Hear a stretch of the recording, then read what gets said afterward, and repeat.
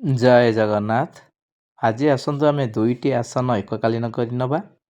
ପ୍ରଥମଟି ହେଉଛି ହଳାସନ ଏବଂ ତାପରଟି ହେଉଛି ପଶ୍ଚିମ ଉତ୍ତାନାସନ। ତାହେଲେ ଦେଖନ୍ତୁ, ମୁଁ ଯେଉଁଭଳି ଭାବରେ ମ୍ୟାଟ୍ ଉପରେ ଶୋଇ ରହିଛି, ଆପଣ ଠିକ୍ ସେଇଭଳି ଅବସ୍ଥାକୁ ଚାଲି ଆସନ୍ତୁ।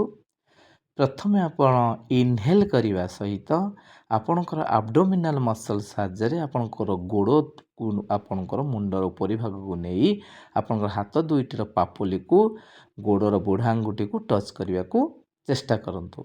ଏବଂ ଠିକ୍ ସେଇଭଳି ଭାବରେ ଯେତେବେଳେ ଆପଣ ଫରୱାର୍ଡ଼ ବେଣ୍ଡିଂ ବା ଆପଣଙ୍କର ପଶ୍ଚିମ ଉତ୍ତାନାସନ କରୁଛନ୍ତି, ଆପଣ ଆପଣଙ୍କର ହାତ ଦୁଇଟିର ଆଙ୍ଗୁଠି ବା ପାପୁଲିକୁ ନେଇ ଆପଣଙ୍କର ଗୋଡ଼ର ବୁଢ଼ା ଆଙ୍ଗୁଠିକୁ ଟଚ୍ କରିବା ପାଇଁ ଚେଷ୍ଟା କରନ୍ତୁ ଏବଂ ଏହି ସମୟରେ ଏକ୍ସେଲ୍ କରି ଯାଆନ୍ତୁ। ଏଇଭଳି ପ୍ରତ୍ୟହ ସକାଳେ 8ରୁ 10 ରାଉଣ୍ଡ କରିବା ପାଇଁ ଚେଷ୍ଟା କରନ୍ତୁ।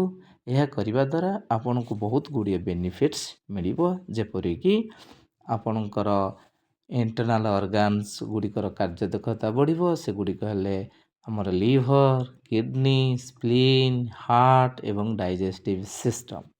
ଠିକ୍ ସେଇଭଳି ଭାବରେ ଆପଣଙ୍କର ହୋଲ୍ ବଡ଼ିର ଫ୍ଲେକ୍ସିବିଲିଟି ମଧ୍ୟ ବଢ଼ିବ।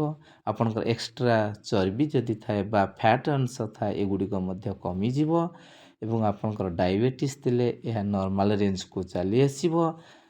ଏବଂ ତା ସହିତ ଆପଣଙ୍କର ଯଦି କୋଷ୍ଠକାଠିନ୍ୟ ଥାଏ, ତାହେଲେ ତାହା ମଧ୍ୟ ଧୀରେ ଧୀରେ କମିଯିବ।